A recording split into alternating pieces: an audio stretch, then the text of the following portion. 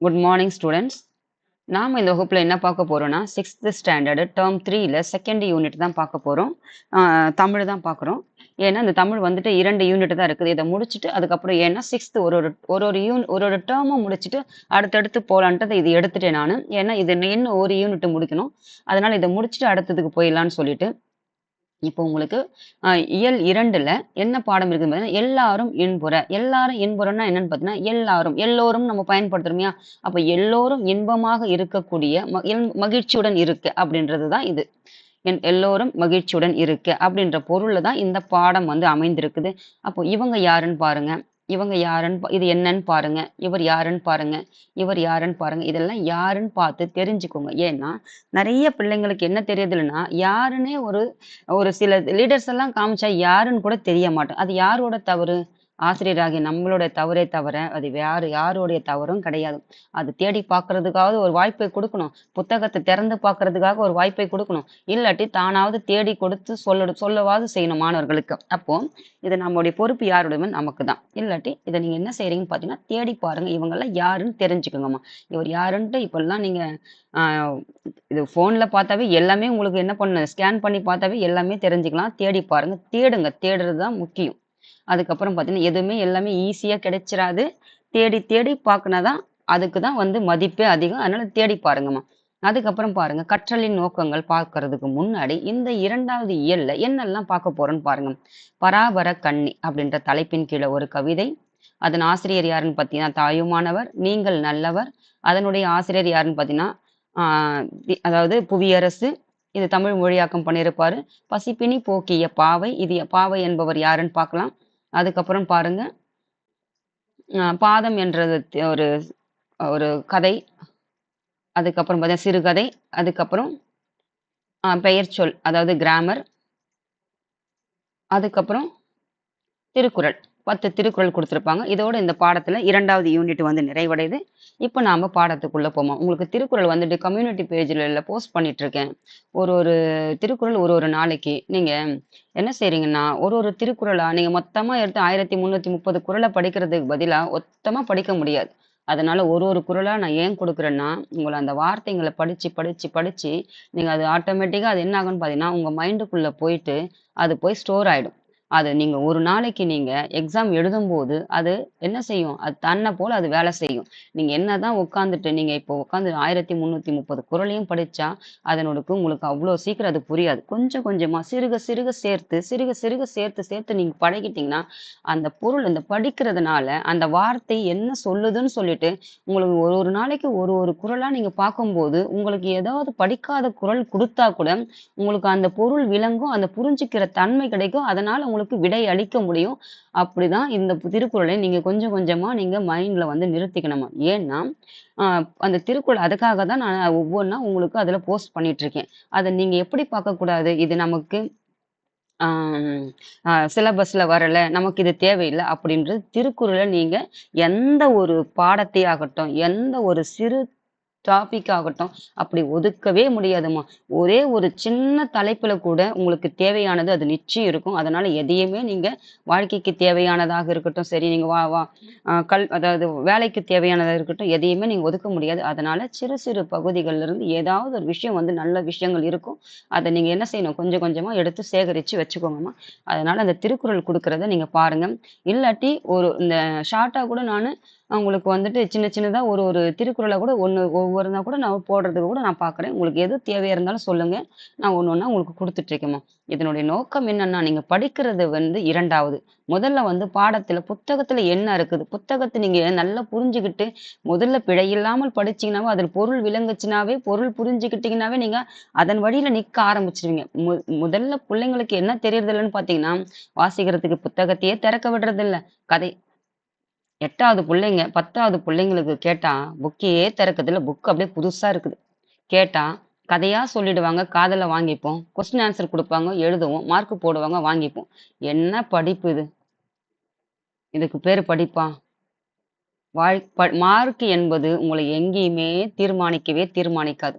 நல்ல ஒரு புரிதல். படிப்பு எதுக்கு குடுக்குறோம்? கத்துக்கிட்டு மார்க் எழுதிட்டு 10லேருந்து 11க்கு போறதுக்கா? அது கிடையாது. உங்கள வாழ்க்கையில நல்வழிப்படுத்துறதுக்காகவும், அறிவுபூர்வமா சிந்திக்கிறதுக்காகவும், உங்களை நீங்களே பார்த்துக்கிறதுக்காகவும், எந்த வந்தாலும் சமாளிக்கிற சக்தி குடுக்குறதுக்காகவும் தான் உங்கள பேலன்ஸ் பண்ணிக்கிறதுக்காக தான் படிக்கிறதே. அதுக்காக தான் படிப்பு. அதுக்கப்புறம் தான் வேலைன்றது 2வது. நம்ம என்ன செய்யறதில்ல, புத்தகத்தையே திறந்து பார்க்கறதில்ல. புத்தகத்துல என்ன இருக்குதுன்னே தெரியல. அதில் பொருள் பிழையில்லாமல் படிச்சா தான் அது பொருளே விளங்கும். அது படிக்கிறதே பிழையோடு. அப்ப பொருள் எங்கருந்து விளங்கும்? பொருள் விளங்காம நீ எங்கிருந்து அதில் கற்ற வழியில் நடக்க முடியும்? அதனால நீங்க யாரு எந்த பிள்ளைங்களுக்கு பெற்றவர்கள் சொல்லிக் குடுத்தாலும், பிள்ளைங்க கிட்ட டியூஷன் அனுப்புங்க, ஸ்கூலுக்கு அனுப்புங்க. போயிட்டு கேளுங்க ஸ்கூல்ல. டியூஷனுக்கு போறீங்கன்னா அனுப்புங்க. காசு குடுக்குறோம். ஃபீஸ் கட்டுறோம். சொல்லுங்க அதெல்லாம். இப்படி தெரியல என்ன சொல்லிக் குடுங்க. ஒவ்வொரு வார்த்தைக்கும் அர்த்தம் என்னன்னு சொல்லிக் குடுத்து கேட்க சொல்லுங்க. அந்த பிள்ளைங்களுக்கு தமிழுக்கே தெரியலன்னா, அப்புறம் எங்க அவங்க ஆங்கிலத்துல படிப்பாங்க? சொல்லுங்க பாக்கலாம். இதெல்லாம் நீங்க பெரிய பிள்ளைங்களா இருந்தா, உங்க பிள்ளைங்கள கேர் பண்ணுங்க. இல்லாட்டி சின்ன பிள்ளைங்க பார்க்குறீங்கன்னா, நீங்க இனிமேட்டு கேளுங்க இந்த மாரி. வாங்கம்மா இப்போ எல்லாரும் இன்புற எல்லாரும் இன்பத்துடன் இருக்க நம்ம என்னெல்லாம் வேலைகளை செய்யணுன்றது தான் இந்த பாடத்தினுடைய பொருள். மகிழ்ச்சியுடன் இருக்கிறதுக்கு நாம செய்யக்கூடிய செயல்கள் என்ன? அப்ப என்னெல்லாம் செயல்கள் செஞ்சா நாம மகிழ்ச்சியோட இருப்போம் அப்படின்றது தான் இதனுடைய பொதுவான அர்த்தம். எல்லோரும் இன்பமாக வாழ. அற இலக்கியம். அற இலக்கியம்னா என்னன்னு பார்த்தீங்கன்னா, இது பாருங்க. பராபர கண்ணி அற இலக்கியங்கள் நம் முன்னோர்களின் வாழ்க்கை அனுபவங்களை உள்ளடக்கியது. அதாவது அற இலக்கியம்னா என்ன தெரியுமா? அறம்னா என்னன்னு பார்த்தீங்கன்னா, நல்ல ஒழுக்கம், நேர்மை, மனித நேயம், நல்ல வாழ்க்கை முறைகள் இதுதாம்மா அறம்.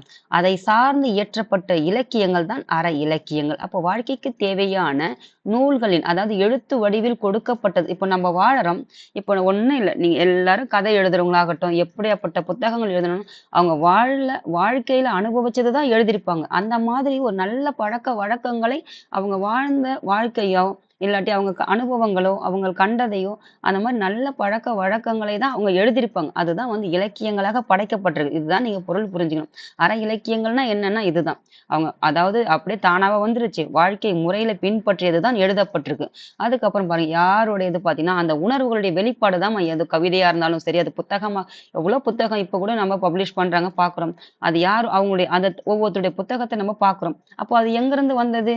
ஒவ்வொருத்தருடைய சிந்தனைக்கும் வெவ்வேறு சிந்தனைகள் வேறுபட்டிருக்கும். என்னுடைய எண்ணங்கள், சிந்தனைகள், உணர்ச்சிகள் எல்லாமே வேறு வேறு இருக்கும்.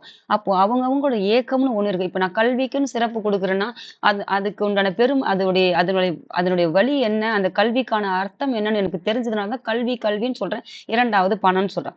ஆனா அது ஒவ்வொருத்தருடைய இது மாறுபட்டிருக்கு இல்லையா? அப்ப அதனுடைய வெளிப்பாடு தான் ஒவ்வொருத்தருடைய புத்தகங்களும், அவங்களுடைய வாழ்க்கையில் நடைமுறைகள்ல எத்தனையோ அனுபவங்கள தான் புத்தகத்துல எழுதியிருப்பாங்க. அத தான் நாம படிக்கிறோம். இதே மாரி தான் நம்ம முன்னோர்களுடைய வாழ்க்கை அனுபவங்களை தான் உள்ளடக்கியது தான் இந்த அற இலக்கியங்கள். நீங்க கூட எழுதலாம். நல்ல விஷயங்கள நீங்க கூட எழுதலாம்.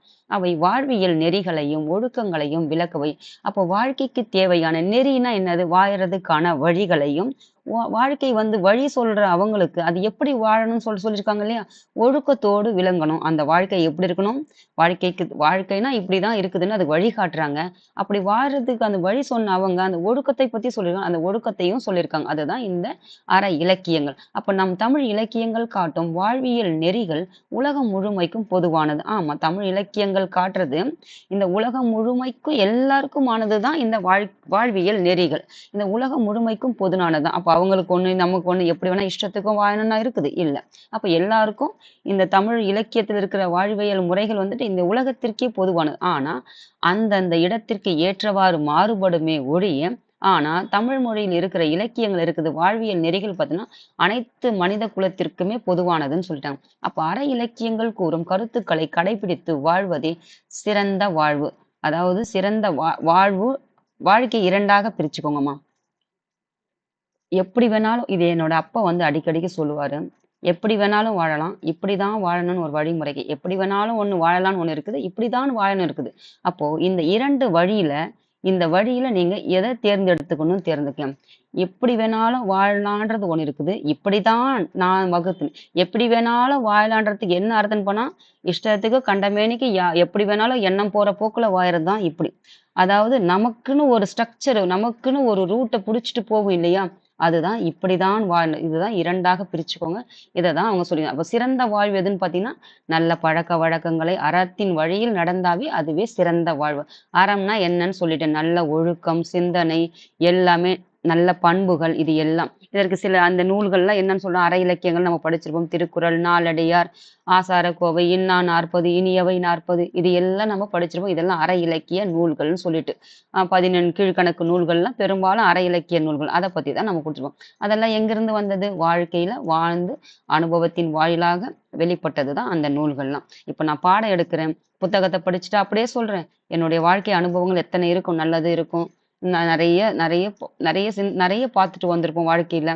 கஷ்டங்கள் எல்லாமே இருந்திருக்கும். அப்ப அதனுடைய கலந்தது தான் வந்துட்டு உங்களுக்கு பாடத்திலயும் சொல்லிக் குடுக்க முடியும். அப்ப இன்னைக்கு வாழுறது, இது எல்லாம் தான் இணைந்தது தான்மா வாழ்க்கை. பழக்கம் இது அனுபவம். அப்ப அத தான் வந்து அவங்களும் சொல்லிட்டு போயிருப்பாங்க. இப்ப நீங்க அனுபவிச்சு கத்துக்கிறது லேட் ஆகுறத விட, ஒருத்தர் சொல்றாங்கன்னா, அத புடிச்சுக்கிட்டு ஏறி போய்க்கிட்டே இருங்க. அப்படின்றத அந்த பாடத்துல உங்களுக்கு குடுத்துருக்காங்க. ஏன் இந்த பாடத்துல உங்களுக்கு இப்பவே இதெல்லாம் குடுத்துருக்காங்கன்னா, 6ஆம் வகுப்பு வந்த பிள்ளைங்களுக்கு வந்து அறிவுபூர்வமாக சிந்திக்கக்கூடிய வயது பக்குவத்திற்கு வந்திருப்பீங்க. அதே 5வது வகுப்பு வரைக்கும் ஒரு விளையாட்டு பருவத்தை நீங்க கல்வி கற்றிருப்பீங்க. இப்ப 6வது பருவம் 6வது வகுப்பு வரும்போது, உங்களுக்கு கொஞ்சம் அந்த அறிவுபூர்வமான சிந்திக்கக்கூடிய செயல் வந்து சிந்திக்கக்கூடிய திறன் வந்து வெளிப்படும். அப்போ இதன் வழியிலாக நீங்க என்ன செய்யணும் பார்த்தீங்கன்னா, இப்பலிருந்து நீங்க கொஞ்சம் கொஞ்சமா சிறு சிறு துளியா உங்களுக்கு அந்த விதைக்கப்படுற விதை வந்துட்டு, ஒரு நாளைக்கு வந்து ஆலமரமாக வளர்ந்து நிக்கும்போது, அப்போ நல்ல ஒரு ஒழுக்கத்தோடு இருக்கிற நல்ல பிள்ளைகளாக வரும். ஆனா நாம என்ன செய்றதில்ல, புத்தகத்துல என்ன இருக்குதுன்னு பொருள் விளங்காததுனால தான், நான் புத்தகத்துல பொருள் விளங்காத படிக்கிறதுனால தான் நம்ம இந்த புள்ளைங்க அப்படி இருக்காங்கன்னு சொல்லுவேனே ஒழிய, புத்தகத்த நல்லா நீங்க முழுமையா படிச்சிருந்தீங்கன்னு வச்சுக்கோங்களேன், எந்த புள்ளையுமே சரி தவறான வழிக்கு போகறதுக்கு வாய்ப்பே இல்லம்மா. அதுதான் என்னோட நான் அப்படிதான் நான் சொல்லுவேன். அப்படிதான் நான் பார்க்கிறேன். பாருங்க, அற இலக்கியங்கள் கூறும் கருத்துக்களை கடைபிடித்து வாழ்வதே சிறந்த வாழ்வு. அவற்றை நாமும் பின்பற்றுவோம். வாழ்வை வளமாக்கும். அப்படி பின்பற்றினா எப்படி இருக்கும்? வாழ்வே வளமான வாழ்வாக இருக்கும். இதுதான் இதனுடைய பொருள்மாம். பாருங்க, தாயுமானவர் பாடல். இந்த பாடல் நூல் ஆசிரியர் பார்த்து முடிச்சுட்டு, அதுக்கப்புறம் நாம பாடலுக்குள்ள போவோமாம். நூல்வழி பாருங்க. இப்பாடலை எழுதியவர் தாயுமானவர் திருச்சியை ஆண்ட விஜய ரகுநாத சொக்கலிங்கரிடம் தலைமை கணக்கராக பணிபுரிந்தவர். அப்ப யார்கிட்ட இவர் வந்து பணி புரிஞ்சாருன்னு பார்த்தீங்கன்னா, தாயுமானவர் திருச்சி பகுதியை ஆண்ட விஜய ரகுநாத சொக்கலிங்கம் அப்படின்ற மன்னர்கிட்ட தான் தலைமை கணக்கராக இருந்தவர். தலைமை கணக்கர்னா என்னன்னு சொல்லுவாங்க பார்த்தீங்கன்னா, ஒரு அலுவலகம் இருக்குது, ஒரு நிறுவனம் இருக்குது, ஏதோ ஒண்ணு. அதுல வந்துட்டு ஒரு முக்கியஸ்தர்ன்னு சொல்லுவாங்க இல்லையா? முதன்மை கணக்கர் அவர் தான் இவரா இருந்திருப்பாரு. அப்போ ஒரு அதாவது அந்த இருக்கிறதுல தலைமை கணக்கராக இவர் தான் வந்து எல்லாத்துக்கும் பொறுப்புன்ற மாரி நீங்க எடுத்துக்கோங்கம்மா. ஒவ்வொன்னுத்துக்கும் பொருள் தெரிஞ்சுக்கோங்க. அப்பதான் அதனுடைய பொருள் என்னன்னு புரியும். இல்லாட்டி தாயுமானவர், அதனுடைய நூலு, அப்படி மொழியின் உபநிடதம், அதுக்கு என்னன்னு புரிஞ்சா தானே உங்களுக்கு மனசுல பதியும். பொருளே தெரியல அது எப்படி நீங்க படிப்பீங்க? அதுக்கப்புறம் பாருங்க, தமிழ் மொழியின் உபநிடதம் என போற்றப்படுவர் எது? தாயுமானவருடைய பாடல்கள். அதுக்கு என்னன்னு பொருள்னு பார்க்கலாம். இப்பாடல் பராபர கண்ணி என்னும் தலைப்பில் உள்ளன. கண்ணி என்னும் 2 அடிகளில் பாடப்படும் பாடல் வகை. கண்ணினா என்னன்னு பார்த்தீங்கன்னா, 2 அடிகளில் பாடப்படும் பாடலுடைய வகைதான் கண்ணி. இது எந்த தலைப்பில் குடுத்திருக்காங்கன்னு பார்த்தீங்கன்னா, பராபர கண்ணி என்னும் தலைப்பில். ஏன் வந்து தமிழ் மொழியின் உபநிடதம் என்று அழைக்கப்படுதுன்னு பார்த்தீங்கன்னா, தமிழ் மொழியின் உபநிடதம் என்று அழைக்கப்படுவது எதுன்னு திருக்குறள் சொல்லும். ஏன் வந்து திருக்குறள் அப்படி வந்து சொல்றாங்கன்னு நம்ம பார்த்தோம்னா, வாழ்க்கையினுடைய அறம், பொருள், இன்பம் இது எல்லாத்தையும் சுருக்கமாகவும், ஆழமாகவும் சிந்தித்து சொல்ற அளவுக்கு ஒரு மனிதனுக்கு தேவையானது அனைத்தையும் 2 வரிகள்ல சொல்றதுதான் வந்து திருக்குறள். அப்ப மனித வாழ்வுக்கான தத்துவத்தையும், அறநெறியையும் எதுல அடங்கியிருக்குது? திருக்குறள்ல அடங்கியிருது. அப்ப திருக்குறள் வந்துட்டு சொல்லுவாங்க, எக்காலத்திற்கும், இக்காலத்திற்கும், எந்நாட்டவருக்கும், இந்நாட்டவருக்கும் பொருந்தக்கூடிய வகையில தான் திருக்குறள் இருக்குதுன்னு சொல்றாங்கன்னா, அப்ப அதே மக்களுக்கு ஏற்ற கருத்துக்களை எது இருக்குதுன்னு பார்த்தீங்கன்னா, இந்த தாயுமானுடைய பாடல்ல இருக்கிறதுனால, இதையும் என்னன்னு சொல்றாங்க பார்த்தீங்கன்னா, தமிழ் மொழியின் உபநிடதம் அப்படின்னு சொல்றாங்க. அப்ப அந்த அளவுக்கு மக்களுக்கு தேவையான வாழ்வியல் கருத்துக்கள் நிறைந்த பாடல் தான் வந்து தாயுமானவருடைய பாடல்கள். அதனால தான் இது தமிழ் மொழியின் உபநிடதம் என்று அழைக்கப்படுகிறதுமா. வாங்க இப்ப நம்ம பார்க்கலாம் இந்த பாடலுடைய பொருள் என்னன்னு சொல்லிட்டு. அற இலக்கியங்களை படிச்சோம்னா என்ன செய்யுது? திருக்குறளை படிச்சோம்னாவே போதும். வாழ்க்கைக்கு தேவையான வேற எந்த நூலையுமே நம்ம படிக்கிறோமோ இல்லையோ, திருக்குறள் தினமும் ஒரு குறள் குடுக்குறேன். தினமும் அத படிச்சு பொருள் புரிஞ்சுக்கோங்க. புரியலையா? படிச்சுக்கிட்டே இருந்தீங்கன்னா, சும்மா வாசிங்க. 2 வாட்டி வாசிங்க போதும். அது பாட்டுக்கு தன்ன போல அது என்ன செய்யணும், உங்க மைண்ட்ல போயிட்டு ஸ்டோர் ஆயிக்கிட்டே இருக்கும். ஒரு நாளைக்கு நீ எக்ஸாம்ல போயிட்டு கொஸ்டின் மேல போயிட்டு நீங்க படிச்ச உடனே, அது போயிட்டு தானா போயிட்டு அதுவே எடுக்கும். நீங்க யோசிக்க கூட தேவையில்ல. ஏன்னா, அது உங்க மூளையில போய் ஆட்டோமேட்டிக்கா அது ஸ்டோர் ஆயிருந்தா, அது வந்துட்டு அந்த வேலைய வந்து செய்யும். இப்ப பாருங்க நம்ம நெறைய கொஸ்டின் பார்ப்போம், ஆன்ஸர் போடுவோம். நம்ம ஒண்ணுல கை வைப்போம். அது கண்ணு ஒண்ணு மனசு ஒண்ணு போகும், கை ஒண்ணு போகும். அந்த கை எங்க போச்சு அதுதான் சரியா இருக்கும். அது நீங்க நல்லா இப்ப கூட போய் எப்பவுமே பாருங்க. அது ஏன்னா, அது மனசுல நம்மையும் அறியாம அது போய் படிச்சது போய் அங்க உள் மனசுல போயிட்டு ஸ்டோரேஜ் ஆயிருந்ததா அதனுடைய வெளிப்பாடு தான் அது. அதனால தான் சின்ன சின்னதா சிறுக சிறுக சிறுக சிறுக சேர்த்து எடுத்து ஸ்டோர் பண்ணி வச்சுக்கோங்கம்மா. பாருங்க. சொல்லும் பொருளும் பார்த்தீங்க. தண்டருள். தண்டருள்னா குளிர்ந்த கருணை உடைய. குளிர்ந்த கருணை. யாருக்கு வந்து தண்டருள்னா, அதாவது குளிர்ந்த கருணை உடையவர்களை தான் தண்டருள்ன்னு சொல்றாங்க. கருணை. கருணை உள்ளம் கொண்டவர்கள்ன்னு சொல்லுவாங்க இல்லையா? அதுதான். கூர்னா என்னன்னா மிகுதியான, மிகுதி, அதிகம். செம்மையருக்கு நம்ம பழக்கப்படுறது என்னன்னு சொல்லுவோம்? அதிகம்னு சொல்லுவோம். அதுதான் வந்து மிகுதியான, மிகுதின்னு சொல்லுவோம். செம்மையருக்குன்னா ஏன்னா சான்றோர்கள். சான்றோர்கள்னா யாருன்னு பார்த்தீங்கன்னா, கற்றறிந்தோர்கள், அறிவாளிகள், சிறந்தோர், வாழ்க்கையில வந்து அதாவது அதாவது பெரியோர்கள் இவர்கள்லாம் என்ன சொல்லணும்னா செம்மையருக்கு செம்மையருக்கு என்பது சான்றோருக்கு ஏவல்னா என்னதுன்னா தொண்டு தொண்டுனா என்னது பணி நான் செய்யற பணி நீ செய்யற பணின்னு சொல்றல வேலை அதுதான் வந்து தொண்டு பராபரமெனா மேலான பொருளை மேலான பொருளே யாரு இறைவன் தான் அவருக்கு மேல யாருன்னா இருக்காங்களா இல்ல அப்போ பராபரமே யாருன்னா இறைவனுக்கு தான் சொல்றாங்க மேலான பொருளே பணினா என்னது அப்போ ஏவல்னாலும் தொண்டு தான் பணினாலும் தொண்டு தான் இந்த 2 பொருளும் வந்துட்டு ஒரே ஒரு பொருள் தான் கொடுக்குது தொண்டு எய்தும்னா கிடைக்கும் என்ன கிடைக்கும் அப்படின்னு பார்க்கலாம் அதுக்கப்புறம் எல்லாரும் எல்லாரும்னா எல்லா மக்களும் எந்நாட்டவரும் எல்லா மக்களும் தான் இது அல்லாமல் அல்லாமல்னா என்னன்னு பார்த்தீங்கன்னா அதை தவிரன்றது தான் அல்லாமல் இப்போ வாங்க பார்க்கலாம் பாடலுடைய பொருள் படிச்சிடலாம் பாடலின் பொருள் பாருங்க அனைத்து உயிர்களையும் தம் உயிர் போல் கருதும் கருணை மிகுந்த சான்றோருக்கு தொண்டு செய்ய வேண்டும் அப்போ நீங்க எப்படி இருக்குன்னு பாத்தீங்கன்னா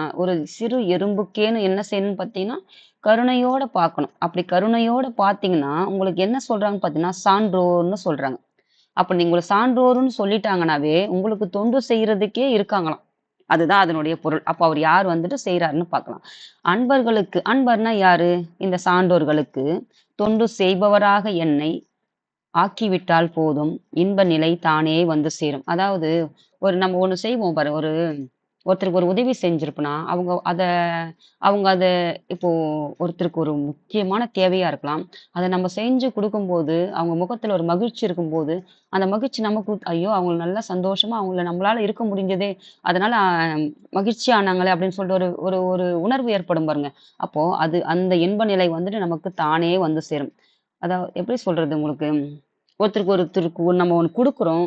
அதால குடுக்கும்போது அவங்களுக்கு ஒரு மகிழ்ச்சி ஏற்படும்ல. அந்த மகிழ்ச்சியால நமக்கு மகிழ்ச்சி தான். அதுதான் வந்து இன்ப நிலைன்னா வந்து அந்த மகிழ்ச்சி தாம்மா. அப்ப எல்லாரும் இன்பமாக வாழ வேண்டும். அதைத் தவிர வேறு எதையும் நினைக்க மாட்டேன். நினைக்க மாட்டேன் என்பதை விட, வேறெதுவும் நினைக்க மாட்டேன்னு இங்க வரக்கூடாது. எனக்கு தெரிஞ்சு வாங்க இங்க என்ன சொல்லியிருக்காங்கன்னு பார்க்கலாம். தம் உயிர் போல் எவ்வுயிருக்கும் தான் என்று தண்டருள் கூர். தண்டருள்னா குளிர்ந்த கருணையை கொண்டவங்க. அதுதான் வந்து தண்டருள். கூர்னா என்னது? மிகுதி. அப்படிப்பட்ட மிகுதி தன் உயிர் போல எந்த உயிரானம் அதுதான் வந்து யார் செஞ்சிருப்பாரு? நமக்கு தெரிஞ்சு வள்ளலார் வந்துட்டு என்ன சொல்றாரு? "வாடிய பயிரை கண்ட போதெல்லாம் வாடினேன்னா" எந்த அளவுக்கு இந்த உலகத்துல இருக்கிற ஒவ்வொரு உயிரையும் அவர் நேசிச்சிருந்தனா, ஒரு புல்லு கூட வாடுனது கூட அவரால தாங்கிக்க முடியலன்னா, அப்ப எந்த அளவுக்கு ஒரு இரக்கம் கொண்ட ஒரு மனிதராக இருந்திருப்பாரு. அதனால தான் அந்த ஒரே ஒரு தீப ஒளியில தான் எல்லாமே சக்தி இருக்குதுன்னு சொல்லிட்டு அத உணர்ந்ததுனால தான் அத சொன்னாரு. ஒரு விஷயம் உங்களுக்கு சொல்றேன்ம்மா.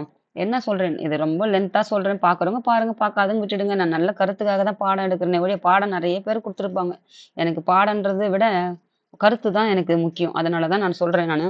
அதாவது நான் என்ன படிக்கும்போது நான் என்ன உணர்றேன்னு பார்த்தீங்கன்னா, இந்த தாயுமானவர் வள்ளலார் இருக்கார்ல, அவரு ஜோதி தான் எல்லான்னே சொல்லியிருப்பாரு. அந்த ஒரு ஜோதியில தான் கடவுள் இருக்காரு. ஆனா, நான் எப்படியெல்லாம் ஒவ்வொருத்தர் நெறைய அந்த லீடர்ஸ் எல்லாம் நெறைய பார்ப்போம் நாம.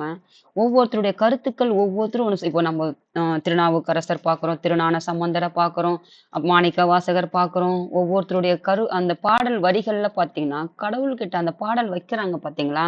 அந்த உணர்வு வந்துட்டு. அப்போ நான் என்ன சொல்ல நினைக்கிறேன்னா, இப்போ நான் கருத்து சொல்றேன்.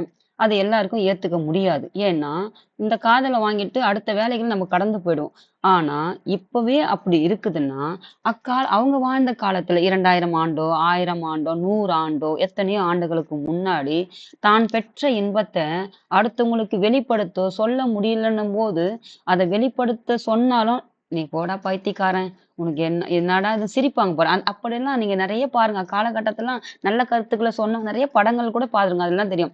நல்ல கருத்துக்கள் சொன்னவங்கள பார்த்தெல்லாம் சிரிச்சிருப்பாங்க. அப்போ உங்ககிட்டலாம் என்னால சொல்லி புரிய வைக்க இப்போ நீங்க இத எப்படி புரிஞ்சுக்கணும்னா, ஒரு ஆவி இருக்குதுன்னு வச்சுக்கோங்களேன். இறந்துட்ட பிறகு ஆவி. இப்போ ஒரு ஒரு சின்ன ஒரு ஆபத்து நடக்க போது ஆவி வந்து தடுக்க மாரி பண்றம்போது, ஆனா அந்த ஆவியால எதுவும் செய்ய முடியாது பாருங்க. அதேதான். அந்த ஆன்மா தான் நான் சொல்றது. யார சொல்றேன்னா, வள்ளலார் அவர்களை சொல்றது. அந்த ஆன்மாவை அவரு பார்த்தது. இது உங்களால வந்து புரிஞ்சுக்கவும் முடியாது. உங்களுக்கு நான் எப்படி புரிய வைக்கவும் முடியாது. என்னால என் உணர்வ வந்துட்டு உங்களுக்கு வெளிப்படுத்த எனக்கு சொல்லி அத புரிய வைக்க முடியாது. அது எப்படி முடியும்னா, நம்ப அந்த நிலைமையில அனுபவிச்சா மட்டும் தான் அத நம்ம உணர முடியுமே ஒழிய, கோடி பேர் இல்ல, எத்தன லட்சம் பேரோ, கோடி பேர் வந்து அத காமிச்சாலோ, அத பத்தி விளக்கி சொன்னாலோ, அதனுடைய உணர்வு வந்து புரியாது. நான் இவங்களெல்லாம் படிக்கும்போது, இவங்கலாம் இப்பவே மக்களுக்கிட்ட இப்படி இருக்கிறாங்கன்னா, படித்த காலத்திலேயே இவ்ளோ படிச்ச விஷயம், இவ்ளோ ஒரு சோசியல் மீடியா கிட்ட பரவுற காலத்திலே இப்படி மக்கள்கிட்ட போய் ஒரு நல்ல விஷயங்கள் சேர்க்க முடியலன்னா, ஆனா கலியுகம்ன்னு சொல்லுவாங்க இல்லையா? எதுவுமே இல்லாம காட்டு மிராண்டித்தனமா வாழ்ந்த காலத்துல மக்கள ஒரு 100 பேர்ல, 1000 பேர்ல ஒருத்தர் வந்து ஒரு சமூக சீர்திருத்தவாதியா இருந்து, அவங்க சொல்ல வேண்டிய கருத்த மக்களுக்கிட்ட இப்படிலாம் இருக்குது, இப்படி இருக்குதுன்னு சொல்லிட்டு எடுத்து சொல்லப்படும்போது, அவங்க எவ்வளவு அந்த மக்கள்கிட்ட திருத்துறதுக்கு எவ்வளோ பாடுபட்டுருவாங்கன்னு பாருங்க. பெரியார் ஆகட்டும், காந்தி ஆகட்டும், யார வேணா எடுத்துக்கோங்கம்மா. இதுதான் நான் நினைக்கிறேன். நான் அவங்களெல்லாம் இப்போ அவங்க காலத்துல வாழும்போது எப்படியெல்லாம் இந்த மக்கள்கிட்ட கஷ்டப்பட்டுருப்பாங்கன்னு அவங்கள நினைச்சு நான் நிஜமாவே வருத்தப்படுறேன். இதுதான் இதுதான் ரியாலிட்டி. அப்போ ஏவல் என்று செய்வேன் பராபரமே. செம்மையருக்கு பணி செய்வேன் என்று பராபரமே. ஏவல்னா என்னதும்மா? பணி செய்வேன். எந்த உயிர்கள்ல ஒரு உயிர் இருக்குது.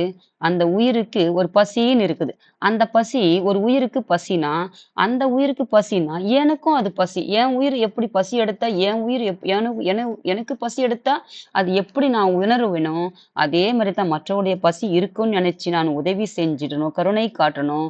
அப்படிப்பட்ட கருணை கொண்ட செம்மையருக்கு பணி செய்யறது, அதை விட வேற என்ன எனக்கு பராபரமே, அதை விட வேற என்ன எனக்கு அப்படின்னு சொல்றது தான் பராபரமேனா மேலான பொருளே இறைவா அப்படின்றது தான் அதனுடைய பொருள்.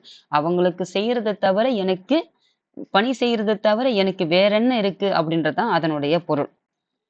அதுக்கப்புறம் பாருங்க. அன்பர் பணி செய்ய என்னை ஆளாக்கி விட்டுவிட்டால் இன்ப நிலை தானே வந்தெழுதும் பராபரமே. அன்பர்னா யாரு? ஆ இந்த சான்றோர்கள். அவங்களுக்கு பணி செய்றதுக்கு என்னையே ஆளாக்கிட்டாங்க. என்ன நியமிச்சு விட்டுறாங்கன்னு சொல்லுவாங்கல்ல. கோவிலுக்குன்னு நியமிச்சு விட்டுருவாங்கன்னு பாருங்க. சில மாடுகள்லாம் பார்த்தீங்கன்னா, கோவிலுக்குன்னு நியமிச்சு விட்டுருவாங்க. சில பேரெல்லாம் பார்த்தீங்கன்னா, அக்காலத்துல பார்த்தீங்கன்னா, கோவிலுக்குன்னு நியமிச்சு விட்டுடுவாங்க. அப்படி என்ன விட்டுட்டா, அத விட எனக்கு இன்ப நிலை வேற என்ன இருக்குது? அவங்களுக்கு பணி செய்றது தவிர என்ன ஆளாக்கி அவங்களுக்குன்னே என்ன நேர்ந்து விட்டுறாங்க. எனக்கு அதை விட இன்பம் வேற என்ன இருக்குது? அப்படின்னு சொல்றது தான் அதனுடைய பொருள்மா. இந்த வரி படிக்கும்போது எனக்கு மார்க் பண்ணும்போது, நான் ரொம்ப நாள் ஆச்சு இது படிச்சு. ஆனா இத மார்க் பண்ணும்போது எனக்கு என்னையும் அறியாம அப்படியே துக்கம் தான் வந்தது. ஏன்னு பாருங்க, எல்லாரும் இன்புற்று இருக்க நினைப்பதுவே அல்லாமல் வேறொன்று அறியேன் பராபரமே. இதனுடைய பொருள ஆழ்ந்து படிச்சு பாருங்க. அது என்ன குடுக்குதுன்னு பாருங்க பாருங்க. எல்லாரும் இன்புற்று இருக்க நினைப்பதுவே, எல்லாரும் இன்பத்தோடு இருக்கிறது தவிர, அல்லாமல் அந்த நெனப்ப தவிர வேற ஒன்றும் அறியேன் பராபரமே. வேற எனக்கு எதுவுமே தெரியாது அப்படின்றது அந்த பாடல் வரி. எனக்கு நிச்சயமா இந்த வரி படிக்கும்போது அவ்வளோ அழுகை தான் வந்தது இது.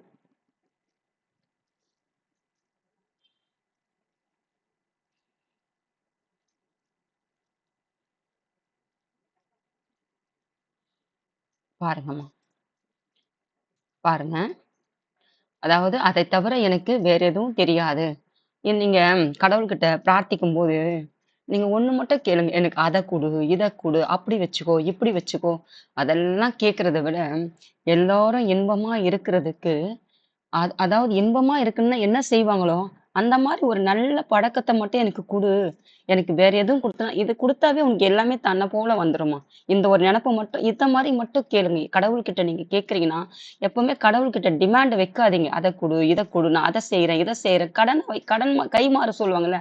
இந்த மாரி வைக்கிறத விட நல்ல எண்ணங்கள, நல்ல சிந்தனைகள, நல்ல மனச அடுத்தவங்களுக்கு துன்பம் குடுக்கக்கூடாது. நம்மளால அதாவது பிறந்தோம், வாழ்ந்தோம், செத்தோம் அப்படின்றத விட, பிறந்தோம், வாழ்ந்தோம், சாதிச்சோம். சாதிச்சோம்னா பெருசா போயிட்டு, ஒரு வேலையில போயிட்டு பெரிய அப்படியே பென்னு போட்டு, கையெழுத்து போட்டு பெரிய காசு வாங்குறது தான் சாதிச்சோம்ன்னு கிடையாது.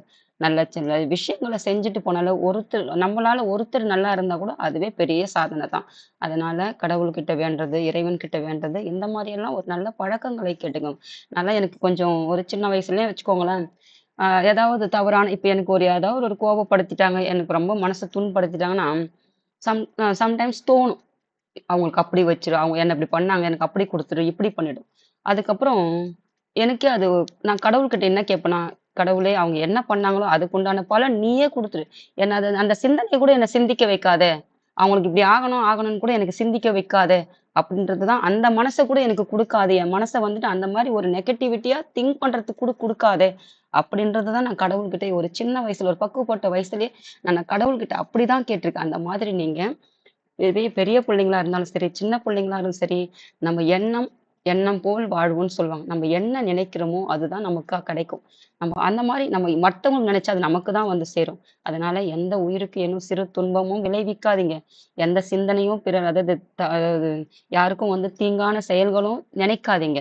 நல்லதுன்னே நினைச்சுட்டு போங்க. நல்லதே செஞ்சுட்டு போங்க. கடவுள் வந்துட்டு உங்க பின்னாடி அதாவது ஒண்ணு சொல்லுவாங்க. நம்ம அப்படியே பியூரா இருப்போம் பாருங்க. அதாவது ஒரு மனசு இருக்கு இப்போ. அந்த மனசுல குப்பை, கூளம், குப்பை எதுவுமே இல்லாத சுத்தமா இருக்குதுன்னு ஒரு பரிசுத்தமான எண்ணமா இருந்திருக்கு. அப்படியே பியூரா இருக்குல்ல பார்க்கறதுக்கு. அப்படியே திமிரா போலாம் பாருங்க. நான் பரிசுத்தமா இருக்குது என் மனசுல எந்த இதுன்னு சொல்லுவாங்க பாருங்க. ஒரு படம் சொன்னேன். மடியில் கனம் இருந்தால் வழியில் பணம். அது மாரி மனசுல கூட சரி. வழியில்னா அது அது எந்த அது எனக்கு புரியல அது. மனசுல சுத்தமா இருந்துச்சுன்னா, நம்ம எதுக்குமே அஞ்ச மாட்டோம் இல்லையா? அப்படின்னு ஒரு திமிரு இருக்கும் பாருங்க. அப்படியே இருந்துக்கோங்க. அந்த மாரி இதெல்லாம் நீங்க கடவுள்கிட்ட இத கேளுங்க. நல்ல பழக்கவழக்கத்த குடு. எந்த உயிருக்கும் தீங்கு நினைக்காம எண்ணத்த குடு. கெட்ட சிந்தனைய போச்சுன்னா, அந்த சிந்தனையிலருந்து எனக்கு எனக்கு சிந்தனையிலருந்து அந்த சிந்தனை வராம எனக்கு அந்த நல்ல புத்திய குடு. இந்த மாரி கடவுள்கிட்ட கேளுங்கம்மா. இந்த மாரியெல்லாம் வாழ்ந்து அனுபவிச்சு போனவங்க தான் நம்முடைய முன்னோர்கள். அவங்க நமக்கு சொல்லிக் குடுக்குறதுக்கு கூட இல்லன்னா கூட, இந்த பாடத்தில் படிச்சீங்கன்னாவே, நீங்க அத வாழ்க்கையில பின்பற்றினா, அதுவே உங்கள் வாழ்க்கையில நல்ல உயரத்துக்கு கொண்டு செல்லும். நினைக்க மாட்டேன்னு இல்ல. இது என்ன இதுதான் இங்க குடுத்து பாருங்க. நினைப்பது தவிர வேறென்றும் அறியேன் பராபரம். வேற எதுவும் எனக்கு தெரியாது. இதுதான் இங்க குடுத்துட்டேன். மாட்டேன்றத விட நான் அப்படியே மாட்டேன்றது அது வேற. எனக்கு அத விட வேற எதுவும் தெரியாது. அவ்வளோதான். எல்லாரும் இன்பமாக வாழ வேண்டும். அந்த எண்ணத்தை தவிர எனக்கு வேற எதுவும் தெரியாது. எனக்கு நினைக்க மாட்டேன்றது அது சொல்ல முடியாது. எனக்கு வேற எதுவுமே தெரியாது. அந்த எண்ணத்தை தவிர. அதுதான் என்னோட பொருளா அது குடுக்குறேன். இது தவறான இத தான் நான் நினைக்கிறது. அந்த மாரி ஒரு நல்ல சிந்தனைய குடுங்கன்னு சொல்லிட்டு இறைவன் கிட்ட வேண்டுங்க. இதெல்லாம் ஒரு இறைவன் ஒரு கடவுளா இருந்த ஒரு பாடலா உங்களுக்கு தான் குடுத்த மாரி தான். ஒரு கடவுள் வந்து நேர்ல வந்து சொன்னா எந்த மாரி ஒரு நல்ல கருத்துக்களை சொல்லுவாரோ, அப்படி கடவுள் சொன்னதா நெனச்சுட்டு இந்த பாடல் எடுத்துக்கிட்டு வாழ்க்கையில பின்பற்றுங்கம்மா. அதுதான் பராபரமான கடவுள் தானே! அப்படி நெனச்சுக்கோங்க. அடுத்தது வந்து பார்த்தீங்கன்னா, நீங்கள் நல்லவர். இதில ஒரு 10 நிமிஷத்தில குடுக்கலான்னு இருந்தேன். அதாவது தேவையில்லாத கதைகள்லாம் பேசிட்டு இதில குடுத்துட்டேன். பார்த்துக்கோங்கம்மா. தேங்க் யூம்மா. அடுத்த கிளாஸ்ல பார்க்கலாம். Thank you.